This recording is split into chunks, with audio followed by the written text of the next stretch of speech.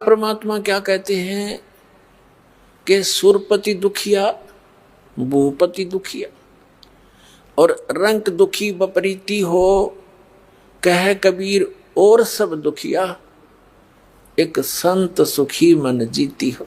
अब परमात्मा ने निष्कर्ष निकाल दिया सारे अपने ज्ञान का कि बिना तो सुरपति सुखी, सुरपति माने देवताओं का मालिक राजा इंद्र। अब हम यहाँ एक सरपंच बन जाते हैं, चेयरमैन बन जाते हैं, मेंबर ऑफ पार्लियामेंट बन जाते हैं या एमएलए बन जाते हैं, मंत्री मुख्यमंत्री प्रधानमंत्री राष्ट्रपति बन जाते हैं एक छोटे से टुकड़े का। तो हम ये सोच बैठते पता नहीं हमने क्या पा लिया। कुछ भी नहीं पा लिया। आपने तो अपना जीवन नाश कर लिया जब भक्ति नहीं करते तो, या भक्ति नहीं कर रहे तो पूर्व जन्म की वो पूंजी जो आप लेकर आए थे, धन श्वासों का, मनुष्य जीवन के श्वासों का, उसका नाश कर दिया और ये खाक उपलब्धि कर ली। और एक पल का चैन नहीं। मुख्यमंत्री के देख लो इतिहास सारे दिन, प्रधानमंत्री का देख लो, एक पल का चैन नहीं इनको। हमने दिखे बड़े सुखी। तो पुण्यात्माओं, यदि भक्ति करनी है, इन संसारिक चोचला तो अपने दूर रखना पड़ेगा। एक का काम होगा। परमात्मा कहते हैं पिया चावे प्रेम रस, राख्या चावे मान, एक म्यान में दो खड़ग, कदे देखी सुनी न कान। यदि तू प्रेम रस पीना चाहता है, यानी परमात्मा पाना चाहता है, सतलोक जाना चाहता है और साथ में यहाँ की मान बढ़ाई बकवादों को भी चाहता है, तो कभी नहीं होगा। ठीक है, जैसा करोगे वैसा मिल जाएगा, लेकिन जिस उद्देश्य के लिए दास प्रयत्न करना कर रहा है और भगवान ने आके किया था, उससे आप फिर वंचित रह जाओगे। तो यहाँ संसारिक सोच लांगना हमने कभी सपने में भी नहीं देखा है। कहते इंद्र दा राज काग दा बेष्टा। हमने तो कहते इंद्र स्वर्ग का राज्य भी काग की बीट टट्टी समझनी पड़ेगी जब हम सतलोक जा सकेंगे। और जिस सुख की प्राप्ति के लिए राजाओं ने राज त्याग दिए और हम उस राज के पीछे घूम रहे, तो हम भक्त नहीं है, हम भक्ति नहीं चाहते, बकवाद चाहते। तो दास आपको आज के सत्संग के माध्यम से यही संदेश देना चाहता है कि आप विद्यार्थी हैं पृथ्वी पर, आप मनुष्य हैं, मानव शरीर प्राप्त है बहन और भाइयों को। ये विद्यार्थी का काम यहाँ बकवादों में नहीं लगना। यहाँ सत भक्ति करके आपको यहाँ की किया हुआ वर्क डन, इसका बेनिफिट उस क्षेत्र में मिलेगा जहाँ की तुम साधना ट्रेनिंग कर रहे हो। कोई इंजीनियरिंग कर रहा है तो इंजीनियर लगेगा, डॉक्टरी कर रहा है तो डॉक्टर लगेगा, और अन्य साधना कर रहा है, उसी के आधार से आगे उसको उस क्षेत्र में जॉब मिलेगी। तो आप जी वो साधना कर रहे हो, आप विद्यार्थी हो, आपको सतगुरु मिल गया है, तो वो साधना मिल गई है जो सतलोक में आपको सदा सुखी करेगी। वहां जाकर फिर वापस नहीं आना होगा और वहां आपका ऐसा ही व्यवस्था होगी। अब यहाँ का जो कति अस्थायी डुप्लीकेट जुगाड़ है आपका, लेकिन आपकी बुद्धि इस ज्ञान से उठेगी, इस ज्ञान से ही यहाँ के इन सुखों से हटेगी, और तब हम ऊपर चलेंगे, सतलोक जा सकेंगे।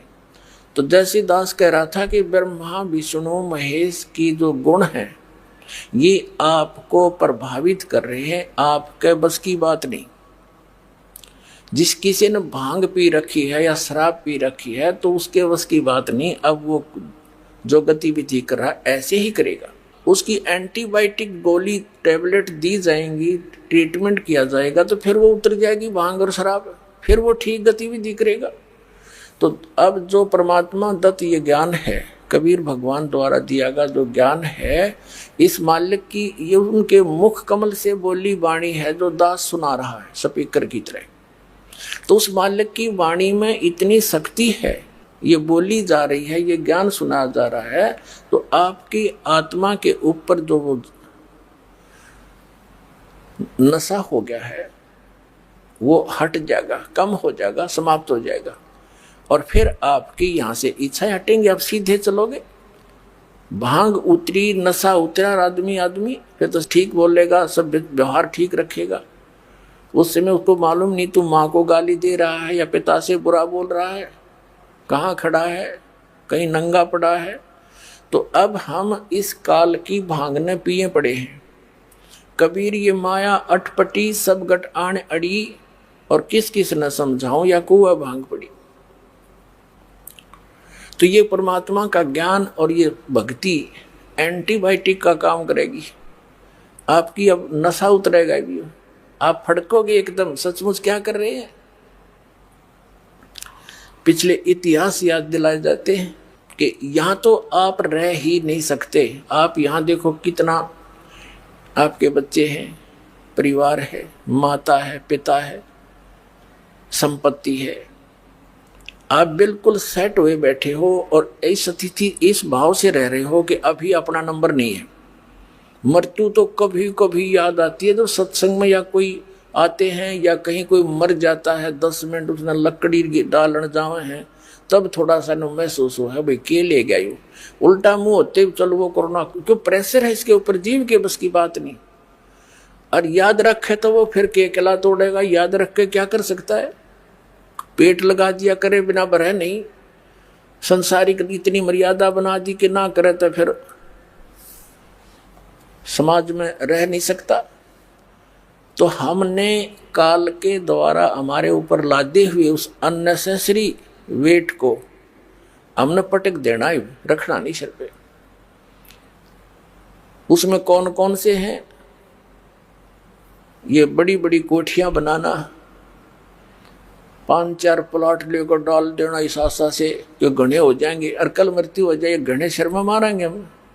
बच्चों को भी मार्ग पर लगावे, परमात्मा से जोड़ उसके बच्चों को, आपका परम कर्तव्य बनता है। फिर मालिक आप रुखाड़ा होगा।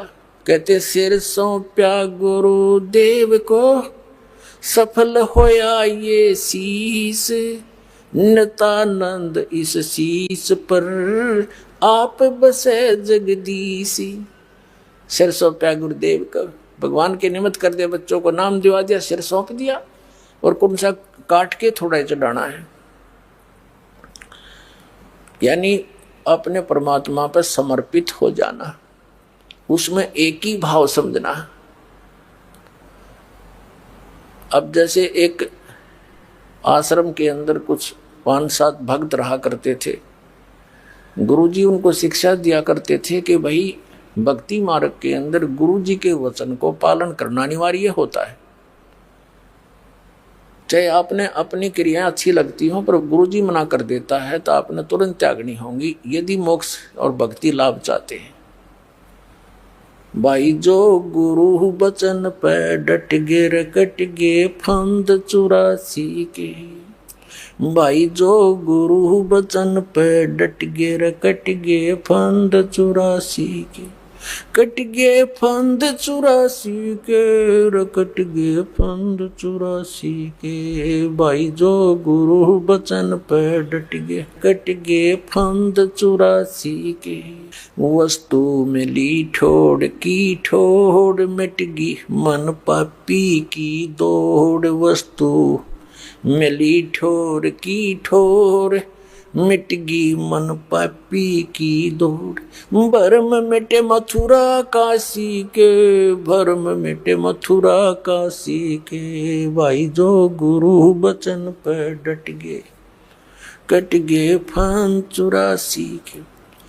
ऐसी शिक्षा दिया करता था। एक दिन उस गुरुजी ने सभी शिष्यों को बुलाया और कहा, पहले तो ये प्रवचन किया कि भाई गुरु की आज्ञा का पालन करने वाला शिष्य सफल होता है और गुरु की आज्ञा की अवहेलना करने वाला असफल होता है। फिर कहने लगा, भी एक काम करो, तुम मेरे सिर में 5-5 जूते मारो। सभी साथ साथ बैठे थे, सुन्न हो गए, सामने देख नहीं रहे, नीची गर्दन कर दी। तब गुरुदेव ने फिर कहा, भी मैंने आपसे क्या बोला है, गुरुजी की आज्ञा का पालन करना चाहिए। वो एक भी ना उठे, एक खड़ा हुआ, अपना जूता निकाला, गुरुजी के चरणों में जो आसन पर बैठे थे उनके नीचे बैठ गया जाके, और उनके चरणों के निकट जाके अपने सिर में 5 जूते मारे। तब गुरुजी ने कहा, भाई डांडी मत मारे, तेरे सिर पे नहीं कहा, मैंने मेरे सिर पे कहा है।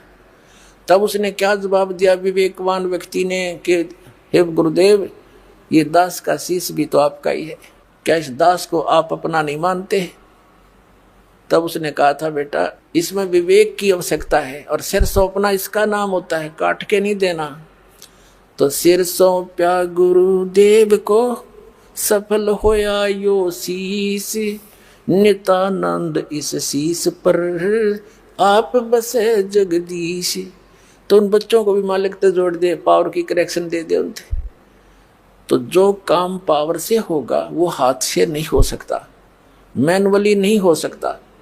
जैसे आटा पीसा करती हमारी माताएं, 1 घंटे में जाकर 2 किलो मुश्किल तो पीसा करती। अरे पावर कनेक्शन ले लिया, कट कट कट कट कर 1 घंटे में पीस दे 2 मण 80 किलो। तो कहने का भाव ये है कि जब हम मालिक से जुड़ जाएंगे तो हमारा सारा काम परमात्मा की शक्ति से होगा। तो जैसे प्रसंग जो चल रहा था कि इस परमात्मा की जो भक्ति है, इससे हमारा पहले तो वो कांटे निकलेंगे जिनके कारण आप दुखी हो, और फिर आपको राम नाम का जूता दिया जाएगा कि बच्चा भी से निकालिए मत ना, यानी मर्यादा भंग ना करना, भक्ति मत छोड़ना, ये राम नाम का जूता है। तो वो दुखी प्राणी सफल होगा इस मार्ग में, और जो सुखी हैं वो नाम भी ले लेते हैं, कुछ दिन के अंदर उनकी मान बढ़ाई नहीं छूटती, वो ज्ञान पूरा नहीं सुनते, वो बर्बाद हो जाते हैं, छोड़ जाते हैं इस मार्ग को। और उनके लिए वरदान है उन पुण्यात्माओं को जिनको ये संकट और कष्ट आया, जिसके कारण भगवान से जुड़े वो आजीवन नहीं दूर हो सकते, क्योंकि उनको पता है जब भगवान से दूर होंगे तो वो कैर फेर टूट जाएंगे, तो वो सफल होंगे। या फिर जो सुखी भी हैं और ज्ञान सही ग्रहण कर लेंगे, मालिक के समर्पित हो जाएंगे, कनेक्शन नहीं कटने देंगे, तो पावर साथ रहेगी भगवान की, उनको सद्बुद्धि बनी रहेगी, वो भी सफल होंगे। लेकिन अधिकतर वो लोग आखिर में बिगड़ ही जाते हैं। तो इसलिए प्रार्थना दास की है कि ज्यादा ज्ञान सुनना पड़ेगा आपने। एक दिन ज्ञान सुन लिया, 2 दिन सुन लिया, कुछ 2-3 वर्ष लग कर फिर कहते हैं हमने ज्ञान हो गया, या भूल भी मारती प्राणी को। ये भी काल की एक जाल होता है, जीव को ज्ञान हो सकता है, ज्ञान हो गया तो उसके ऊपर टिक नहीं सकता, तो मालिक की पावर साथ रहेगी तो उस ज्ञान पर वो टिका भी रह सकता है। टिका रहना आवश्यक है, ज्ञान होना तो बहुत दूसरी चीज है। यानी संत बनना, साधु भक्त बनना, ये अनिवार्य है। परमात्मा कहते हैं गोरख से ज्ञानी गणे, और सुख दे यति जहान, और सीता सी बहु भारिया, ये संत दूर स्थान। गोरख परमात्मा से ज्ञान प्राप्त करके गोरख ज्ञानी पाक गया था। कबीर साहब के साथ गोष्ठी हुई थी, डलेट हो रहा था, सिद्धि से पहाड़ का सोना बना दिया था उसने अपने वचन से, और भी बहुत सी सिद्धियां थी। तब परमात्मा ने कहा था कि जंतर मंत्र जोगनी भाई, कबीर साहब ने कहा था।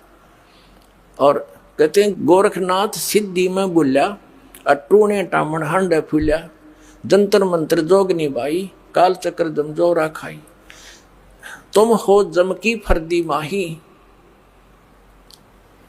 तब गोरखनाथ जी को ज्ञान हुआ, परमात्मा से उपदेश प्राप्त किया, ज्ञान से ग्रहण किया। उस ज्ञान को सुनका गला ज्ञानी पा गया, पूरा ज्ञान सुनावे, बहुत से चेले भी बना लिए बगैर किसी आज्ञा के, उसका अपना बट्ठा बिठाया।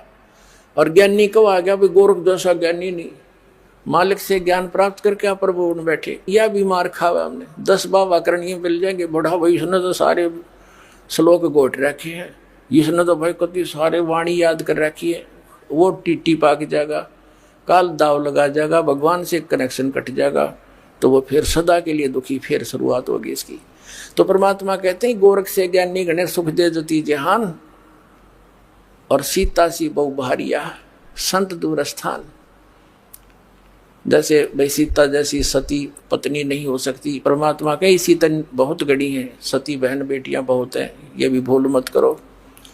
और सुखदेव जैसे यति बहुत हैं जो अपने धर्म कर्म पर ब्रह्मचर्य पालन का करते हैं, और गोरख जैसे ज्ञानी गणे। संत दूर स्थान, साधु संत भक्त बनना ये बड़ी दूर घर है उसका, यानी इस मर्यादा के अंदर रहना, सत भक्ति करना, मान बड़ाई से दूर रहना, यहाँ के संसारिक चोचलों से बच के रहना, इनकी कति सपने में इच्छा नहीं करना, वो संत है। कहते संत दूर स्थान, ऐसे साधु बनना बड़े दूर की बात है, लेकिन बनेंगे जब हम इस मार्ग पर चल रहे हैं।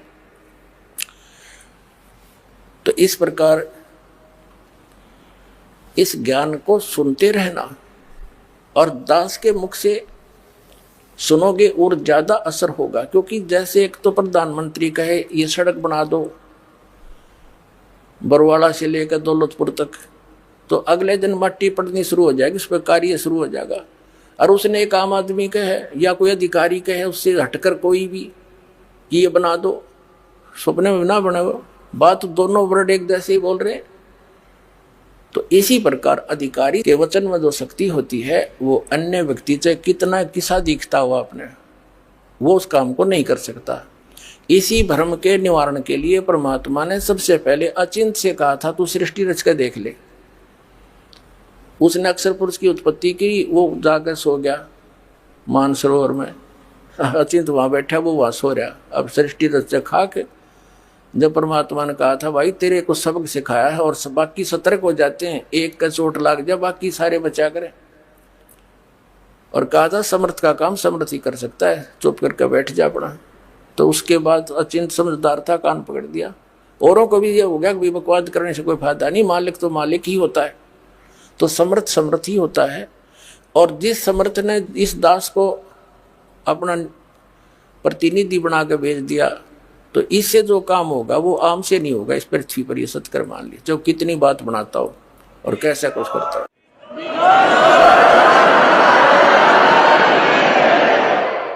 ये इसलिए बताया जाता है कि फाउल पॉइंट हो जाएंगे, मार खा जाते हो आप। अब परमात्मा की वाणी है, परमात्मा के वचन है, दास सुना रहा है, ये अधिकारी बना रखे है, इसलिए सुना रहा है। ना तो मेरे के सिर में दर्द था, अपना भक्ति करूँ, माला फेरूँ, अब गुरु जी के चरणों में बैठा अपना टाइम पास हो रहा था। आदेश हो गया धनी का कि नाम दिया करें। नाम देना कोई बालकों का खेल नहीं है, ये तो सबका अपना वजन सिर पर रखने वाली बात है। जब अधिकारी नहीं है तो अब जैसे एक कोई अधिकारी है, वो कितने व्यक्तियों को अपने घर पर नौकरी दे सकता है, एक ना रुटे उस पर एक भी नौकर है। और वो गवर्नमेंट का अधिकारी है, गवर्नमेंट की तरफ से उसको आदेश है कि आप इतने क्लर्क भर्ती कर दो, इतने टीचर भर्ती कर दो, तो वो कितने भर्ती कर दे उसका जिम्मेवारी फिर गवर्नमेंट, उसके तो साइन होंगे, साइन करने की के पेन और इंक भी गवर्नमेंट की होती है, और उसके साइन से उन बच्चों को वो लाभ मिलता है और सरकार देती है। तो दास तो एक साइन करनिया बना रखा है जो नाम देने वाला, और इस दास से साइन कराने के बाद, उपदेश लेने के बाद, वह सच्ची सरकार आपको लाभ देना शुरू कर देगी। उसी दिन से आपका फिर सफलता मिलेगी और नहीं कर सकता। तो अधिकारी के बिना कोई भी काम सफल नहीं होता। इन अनअधिकारियों ने तो बैठा रखा मानव समाज का, और भगवान आए थे, इन अनधिकारियों ने, गुरुओं ने, बकवाद करनिया ने परमात्मा तक हमें पहुंचने नहीं दिया। और अब भी ये आगे आडे अड़ रहे हैं, पर अब इनकी बसावे को नहीं किससे की देख लेना। मालिक का वचन है भी ये कि अब कोई इसके आगे नहीं अड़ सकेगा, इस ज्ञान के आगे टिक नहीं सकेंगे। और ज्ञान सब ज्ञान डी, कबीर ज्ञान सो ज्ञान, और जैसे गोला तो गायब करता चला मैदान। अब प्रसंग चल रहा है कि सुरपति दुखिया भूपति दुखिया, और रंक दुखी बपरीती हो, कह कबीर और सब दुखिया, एक संत सुखी मन जीती हो। अब सुरपति दुखिया यानी पूरे देवताओं का भी राजा, और पृथ्वी का तो गिनती नहीं, पृथ्वी का तो कोई राज ही नहीं उसकी तुलना में। और पूरी भूपति माने पूरी पृथ्वी का राजा दुखिया। और रंक दुखी बपरीती हो, रंक भी दुखी, गरीब तो दुखी है, ये स्वाभाविक, उसको तो सबको पता हो, तो सारे कष्ट उसके ऊपर, गरीब के ऊपर। और जब वो भक्ति से जुड़ जाता है, मालिक की शरण में आ जाता है, सत भक्ति करता है, तो फिर वो रंक भी और वो राजा भी एक स्कूल के बालक, एक क्लास के विद्यार्थी हो जाते हैं और दोनों को समांतर लाभ मिलना शुरू हो जाता है। लेकिन परमात्मा कहते हैं कि संत सुखी मन जीती हो। अब नाम लेने के बाद हमने अपने मन को जीती बनना पड़ेगा। कैसे जीतेंगे? बात वहीं आती है जो गुरु वचन पर डट गए कट गए फंद 84 के। इस ज्ञान से मन डटेगा, इस ज्ञान से मन की रुकावट बनेगी और ये मन फिर ऐसा हो जाएगा। ये बिल्कुल तो समाप्त होता नहीं, क्योंकि ये भी यहाँ 21 ब्रह्मांड का मालिक ये काल है, उसका एजेंट है ब्रह्म का। इसको इस ज्ञान से आत्मा इतना टाइट कर देगी, देखो ये हानि नहीं पहुंचा सकता। जैसे दास का जन्म किसान परिवार में हुआ, हम देखा करते थे जो बैल ज्यादा फूफा करता था उसको टाइट रस्से से बांध देते थे, उसकी रेंज कम कर देते थे उसके सिर सर मारने की, तो उसकी कुछ सीमा होती थी, उस तक ही वो फूफा कर सकता था, हानि नहीं पहुंचा सकता था।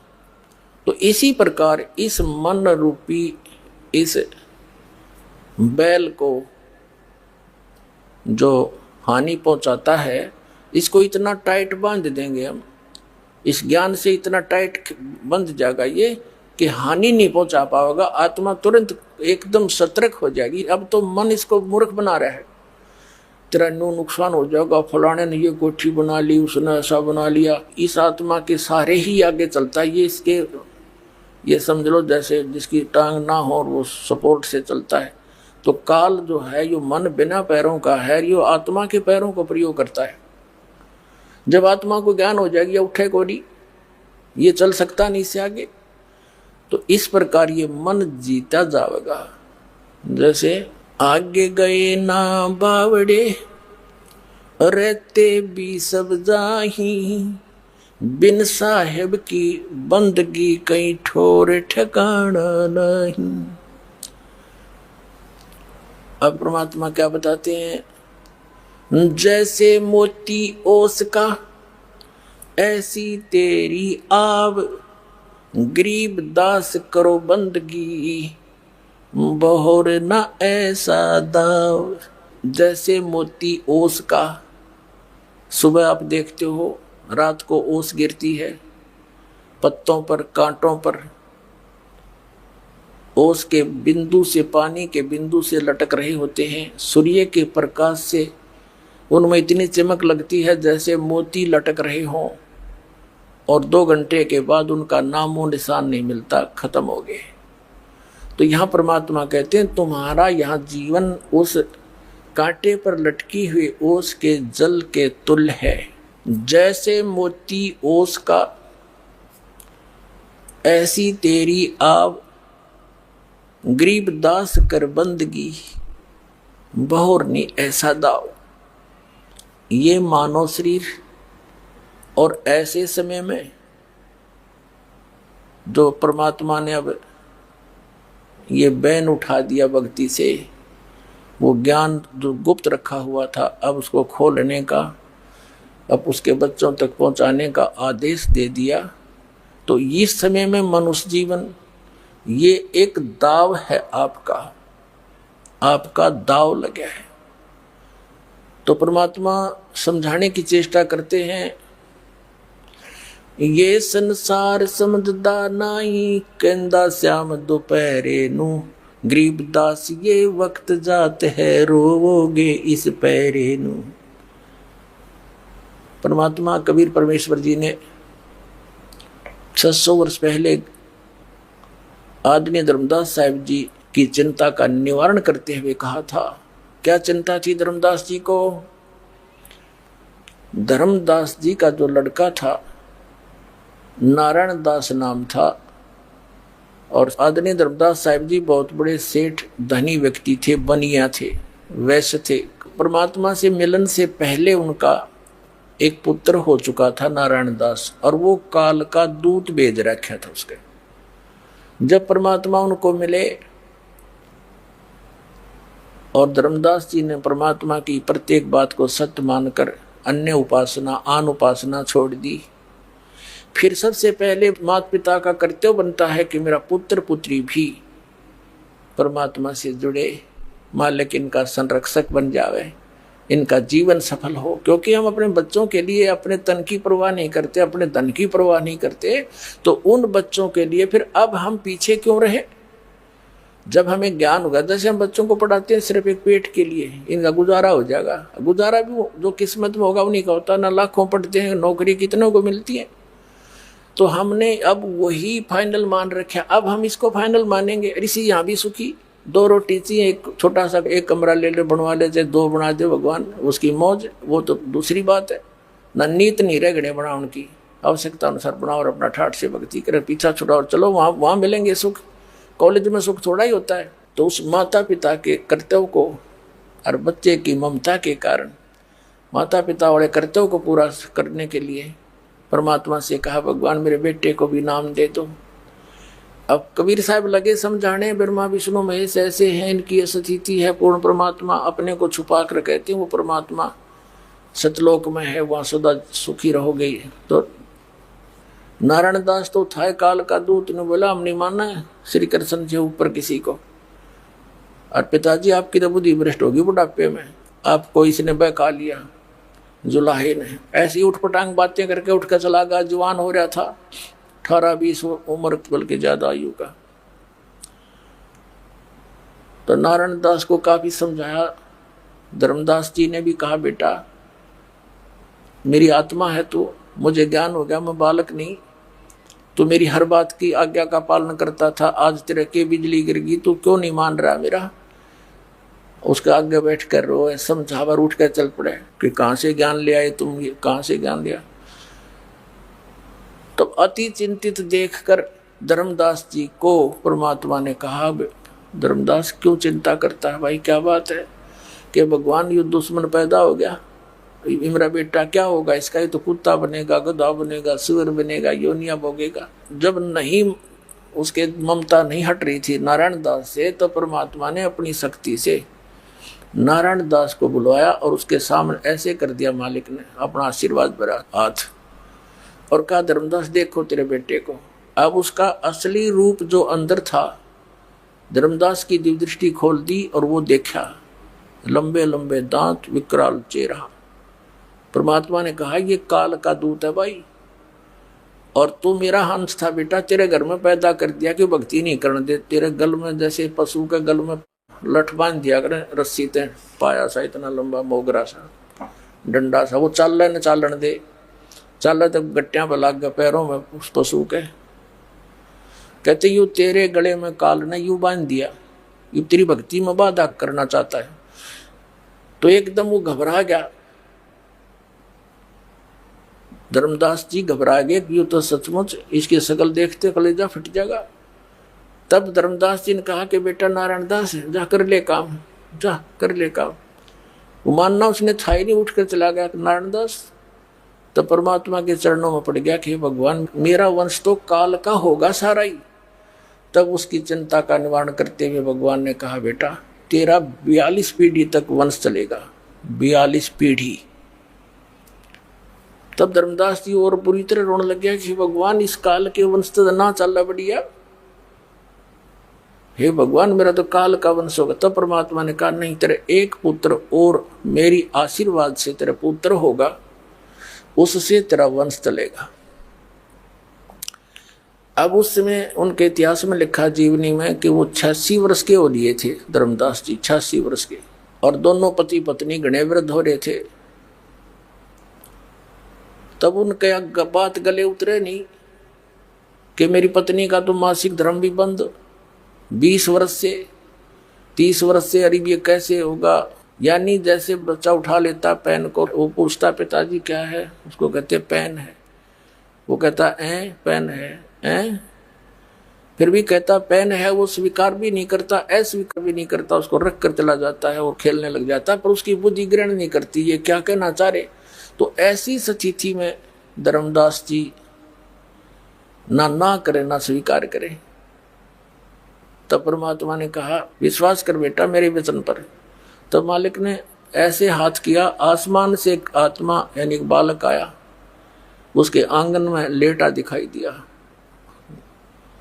उसके आंगन में खेलता हुआ, अब ये आएगा 10वें महीने तेरी पत्नी के गर्भ है। अब धर्मदास जी के साथ तो वो सती थी कि यू होलेगी जब बात बनेगी, तो परमात्मा ने दया करी, 10वें महीने वो पुत्र उत्पन्न हुआ। अब वो पुत्र उत्पन्न हो गया, फिर उसको चिंता हुई कि भगवान आप तो अब चले जाओ,